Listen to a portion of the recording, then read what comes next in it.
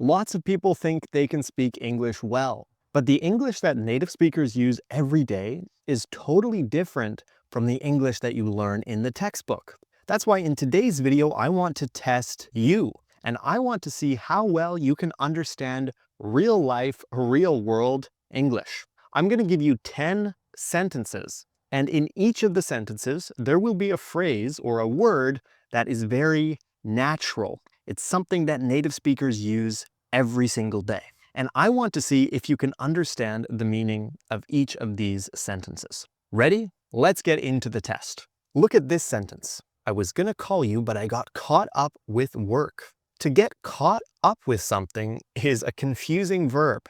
It's a phrasal verb. And in this context, it means you got too busy with work. This is confusing because to get caught up with something can also mean you finish it. But in this case, it means to get busy. For example, you could say, I wanted to call you, but I got too busy. I was going to call you, but I got caught up with work. Look at this sentence. It's not that I don't like it. It's just that I wouldn't choose it. It's not that I don't like it. It's just that I wouldn't choose it. It's not that means it doesn't mean that. So it's not that I don't like it means I don't hate it, but it's not my first choice. You could also say, I don't dislike it, or it's okay.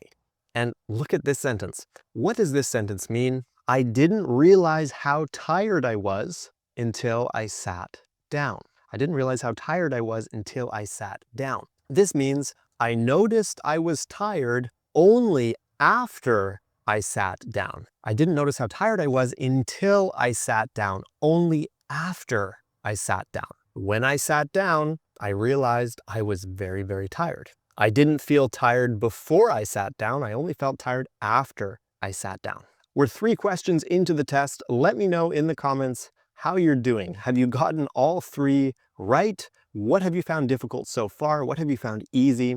Let me know in the comments. And of course, don't forget to subscribe to English at the Ready here on YouTube if you want to improve your English. Now on to the 4th sentence. I'll get back to you once I've had a chance to look into it. I'll get back to you once I've had a chance to look into it. This simply means I will reply after I check it. If you look into something, you check it. You investigate. And I'll get back to you means you will reply. To get back to someone means to reply. I'll get back to you once I've had a chance to look into it. Sentence number 5. We're halfway through the test. He's been meaning to improve his English, but life keeps getting in the way. If you have been meaning to do something, it means you want to do it. You have intended to do it. But life keeps getting in the way means life, maybe work, maybe school, something in your life prevents you from completing the action, from doing it. So you've wanted to improve your English, you've been meaning to improve your English,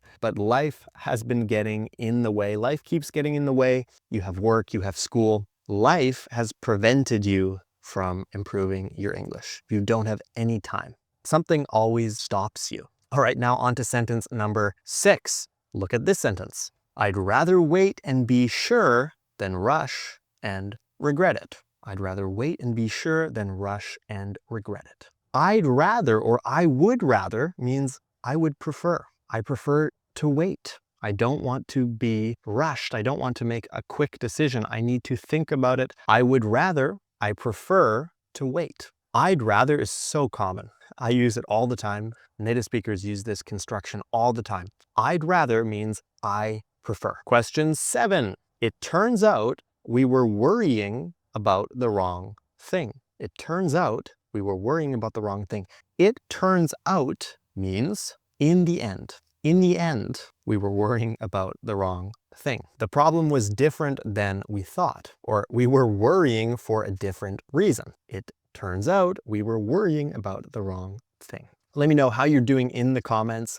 How many of these sentences have you understood? How many of these phrases and words did you already know? Let me know in the comments. And of course, if you haven't already, please subscribe to English at the Ready here on YouTube to improve your English. On to question number 8. We're almost at the end of the test. Look at this sentence. I'm not used to speaking English this much every day. I'm not used to speaking English this much every day.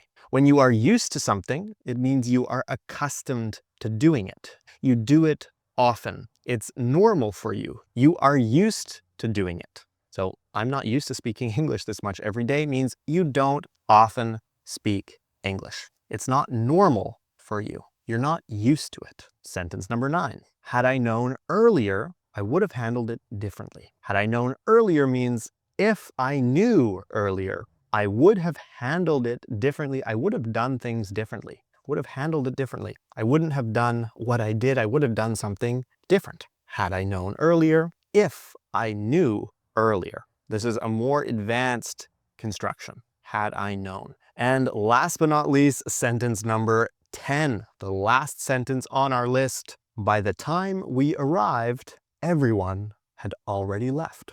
By the time we arrived, everyone had already left. This simply means we arrived too late. By the time we arrived, before we arrived actually, everyone had already left.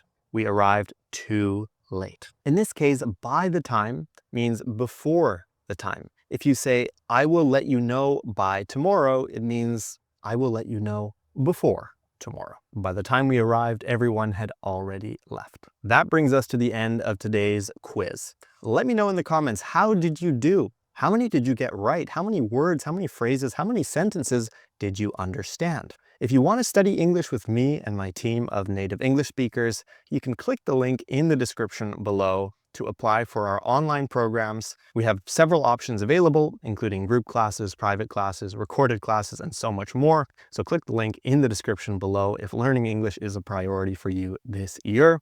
And of course, leave a like, subscribe to English at the Ready if you found this video useful. Thanks for watching, and I'll see you in the next video.